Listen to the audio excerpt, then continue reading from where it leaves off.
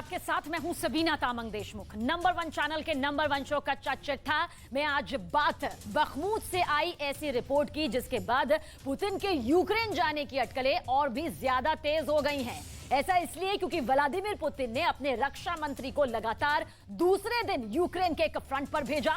सवाल यह है कि क्या अगला दौरा पुतिन खुद कर सकते हैं। ऐसा इसलिए क्योंकि पुतिन की सबसे खतरनाक फोर्स वैगनर को बखमूत में बहुत बड़ा धोखा मिला है।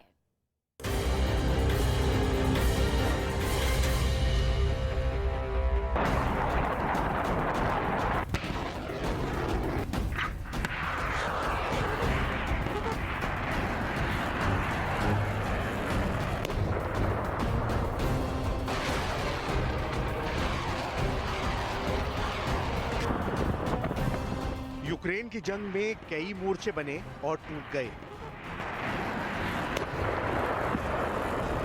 कई शहर खून में डूब गए, गांव के गांव लाशों से पट गए। जंग के कई मैदान सैनिकों ने अपने खून से लाल कर दिए। Домой хочется, на работу хочется. लेकिन जैसी खूंरेज जंग इस वक्त बखमूत के अंदर चल रही है, न कभी देखी गई और न कभी बीते 70-80 सालों में सुनी गई। एक तरफ दुनिया की सबसे क्रूर और खूंखार प्राइवेट आर्मी वैगनर एक एक यूक्रेनी सैनिक के खून की प्यासी हो चुकी है। बखमूत के चप्पे चप्पे पर बेरहमी की नई इबारतें लिखी जा रही हैं और दूसरी तरफ यूक्रेन के सैनिकों ने टैंकों के आगे खुद का जिस्म ही चारे की तरह फेंक दिया है। Горой стоим против танков с автоматами. Там будет видно. Сколько духа хватит, столько и будем стоять. सर्वशक्तिमान पुतिन के सामने बच्चे जैसे नजर आ रहे जेलेंस्की ने अपनी सेनाओं का हौसला इस तरह बढ़ा रखा है कि एक एक वैगनर लड़ाका लोहे के चने चबा रहा है।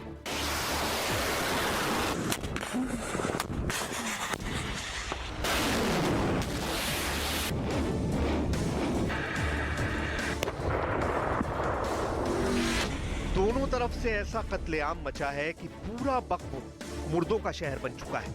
लेकिन इस पूरे जंग में क्या पुतिन ने वैगनर के साथ डबल गेम कर दिया है? आखिर क्यों अचानक वैगनर चीफ ये बयान दे रहा है कि बखमूत का पूरा मोर्चा ही उखड़ने वाला है?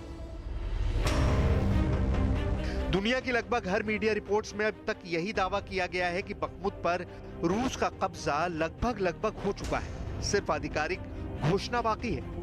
लेकिन बखमूत में जीत और हार के बीच में चट्टान की तरह अड़ा है जेलेंस्की का हौसला। बखमूत की पूरी वॉर हिस्ट्री और इंसानी कत्लेआम की मिस्ट्री आपको बताने वाले हैं। लेकिन सबसे पहले हम बात करेंगे बीते 24 घंटे के अंदर बखमूत में किस मोर्चे पर कितना बड़ा अटैक किया।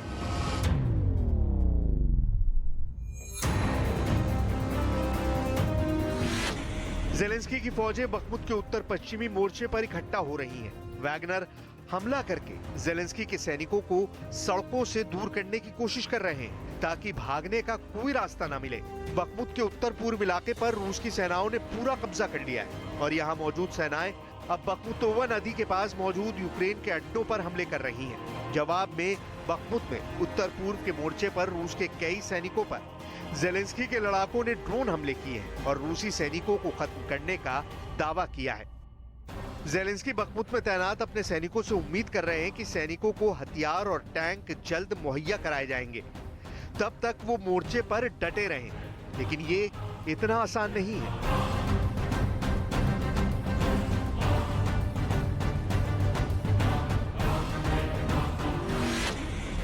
बखमूत में हर दिन 4800 गोलों और 2400 रॉकेटों से यूक्रेन के सैनिकों पर हमले किए जा रहे हैं। बखमूत यूक्रेन के अंदर जंग का वो मैदान है जिसको जीतने के लिए जेलेंस्की ने पूरी दुनिया से टैंकों की भीख मांगी है।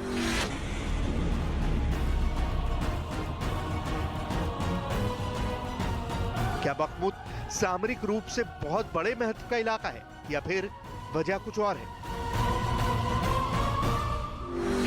बखमूत रसद की सप्लाई का एक प्रमुख केंद्र है। यहाँ पर दो अहम सड़कें हैं जो कॉन्स्टेंटिनविका और सिवरेस्क तक जाती हैं। यानी बखमूत पर कब्जे के बाद दो और शहर रूस के आसान टारगेट पर होंगे। अमेरिका के राष्ट्रीय सुरक्षा मामलों पर व्हाइट हाउस के प्रवक्ता जॉन किर्बी ने बयान दिया कि बखमुत और सोलेदार के रूस के पास जाने से भी युद्ध पर कोई रणनीतिक असर नहीं पड़ेगा।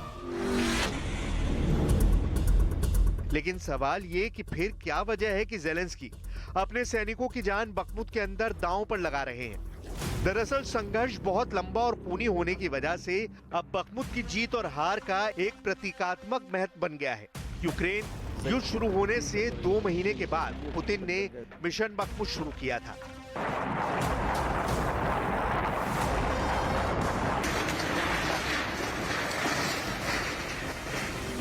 रूस ने बखमुत पर हमला मई 2022 में शुरू किया था, लेकिन यहां रूस का सबसे बड़ा अटैक 1 अगस्त को हुआ। बखमुत में रूस के हमले का नेतृत्व खूंखार वैगनर ग्रुप कर रहा है। डोनेट्स्क और लुहांस्क के अलगाववादी राज्यों की सेनाएं भी वैगनर का सपोर्ट कर रही हैं। रूस ने नए भर्ती किए गए जवानों को बखमुत की जंग में भेजा है। 9 दिसंबर को ज़ेलेंस्की ने दावा किया था कि रूस ने बखमुत को नष्ट कर दिया है। 16 जनवरी को रूस की आर्मी ने सोलेदार पर कब्जा कर लिया, जो बखमुत से करीब 15 किलोमीटर दूर है।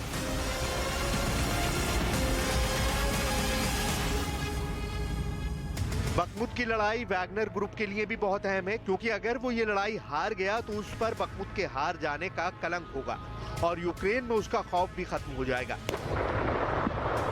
लेकिन वैगनर के सामने एक दूसरा बड़ा संकट खड़ा हो गया है। एक ब्रिटिश अखबार ने दावा किया है कि बखमुत के अंदर वैगनर चीफ येवगेनी प्रिगोजिन ने दावा किया है कि अब वैगनर के पास लड़ने के लिए मौजूद हथियार खत्म होने वाले हैं।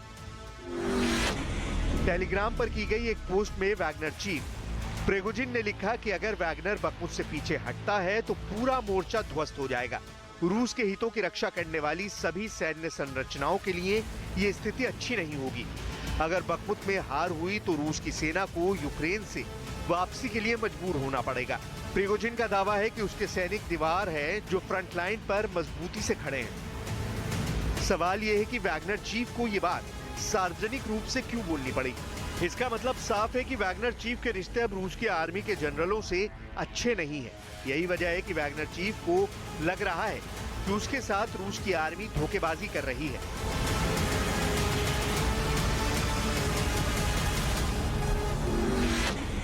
इसी टेलीग्राम पोस्ट में आगे वैगनर चीफ ने लिखा कि आखिर हमें हथियारों की सप्लाई क्यों नहीं की जा रही। फिलहाल हम इसका कारण जानने की कोशिश कर रहे हैं। क्या हथियारों की सप्लाई न होने की वजह नौकरशाही की सामान्य लेट लतीफी है या फिर कोई विश्वासघात है। दरअसल खार्किव में हार के बाद वैगनर चीफ ने रूस की आर्मी के कई अफसरों की आलोचना की थी और इसी वजह से पुतिन के करीबी फौजी अफसरों ने वैगनर चीफ के खिलाफ एजेंडा चलाना शुरू कर दिया था, जिसका असर ये पड़ा कि पुतिन और वैगनर चीफ के बीच दूरियां बढ़ गई। रूस के एक मानवाधिकार कार्यकर्ता ने भी इस दावे की पुष्टि की है। Определенная информация. Насколько я понимаю, сговор произошел в сентябре 2022 года, потом произошла цепочка событий, как мы помним, произошел взрыв на мосту, который ведет в Крым.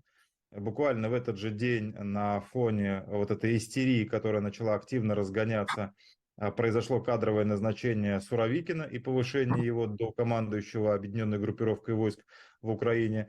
И за несколько дней до этого и Кадыров, и Пригожин вместе обрушились с критикой на генерала Лапина, причем с оскорблениями и так далее. Пригожин не очень умный человек. शायद इसीलिए अब वैगनर को रूस की आर्मी से लॉजिस्टिक सपोर्ट मिलना बंद हो गया है और वैगनर आर्मी बखमुत में फंसती हुई नजर आ रही है। बखमुत में लोहे जैसी सेनाओं का कैसे कचूमर निकल रहा है, आप इन तस्वीरों में भी देख सकते हैं। बखमुत के पेड़ माचिस की जली हुई तीलियां बन चुके हैं। शहर में इमारतों का मलबा ही मलबा नजर आ रहा है। जलती हुई गाड़ियां और घरों से धुआं उठ रहा है।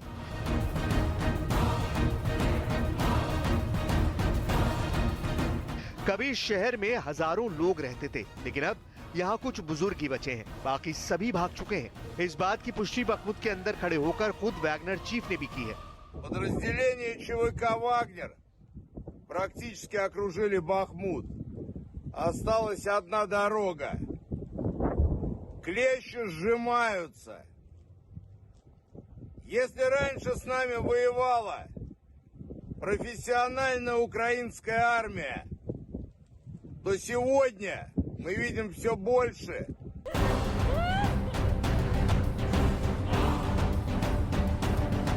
यूक्रेन की सेना यहां से नागरिकों को निकालने की कोशिश कर रही है, लेकिन इस कोशिश में भी 2 महिलाएं मारी जा चुकी हैं। बखमुत में चल रहा ये खूनी गदर जेलेंस्की और पुतिन दोनों के ही लड़ाकों की कड़ी परीक्षा ले रहा है।